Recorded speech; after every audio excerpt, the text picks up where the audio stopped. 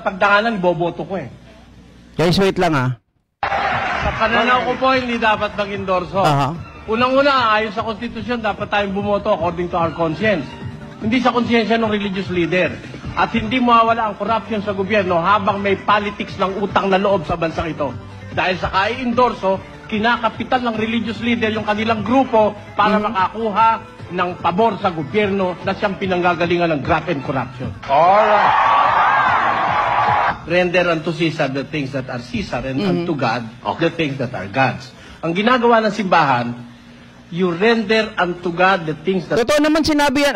May nagtatanong dito. Ano ba yan? Kalokohan. Mga kababayan, totoo yan. Sinabi yan ng Panginoon. Ibigay kay Caesar ang para kay Caesar. Ibigay ang dapat sa Panginoon, mga kababayan. 'Di ba? Yan yung sinasabi rito eh.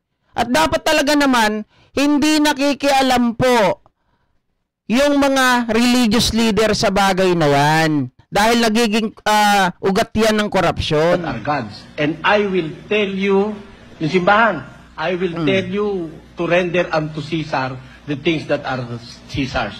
Ginagawa ng simbahan, masyado ng pagdidikta, paninikil sa karapatan ng tao. Dahil, halimbawa ako, Pwede na ako. pwede kong sabihin, si Governor Pagdanganan, boboto ko eh. Natitiyak na kanya ngayong gabi, boboto ko siya. Pero, hindi ko siya i-endorso sa miyembro namin.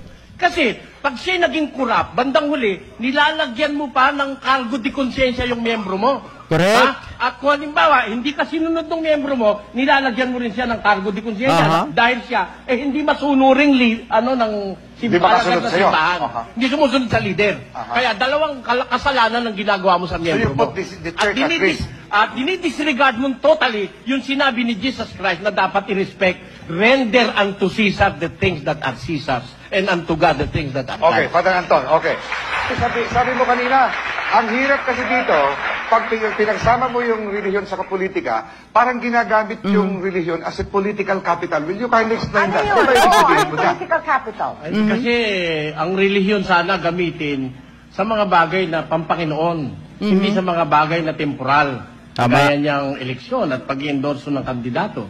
Unang-una, yung sinasabi ni Father Anton na kailangan daw yung panig niyang tinitindig ay ganun ang gawin. It's a failure. 500 taon na ang Catholic Church sa Pilipinas. Hindi na-solve ang graft and corruption sa Pilipinas. Dahil nga dyan sa kai-endorso ng kandidato at kapapakialam ng mga religious leader. At alam niyo ang ginagawa nangyayari? Eto, ang nangyayari, kahihiyan pa lang inyong Diyos. Di ba kahihiyan ng grupo ni Almeida na nagpatong pa ng kamay na gano'n, Magaling pa si Soriano, no? Obet, how do you react to that? Kahihiyan ang ating Dari, Diyos, na nating idaway ang Diyos natin sa bagay ng politika. Dahil, halimbawa, sinabi ni Kamanalo, ang inuboto natin ito, sugo ako ng Diyos. Tama, dapat ang sinabi ko, natalo yung kandidato niya. Di mali ang Diyos mo.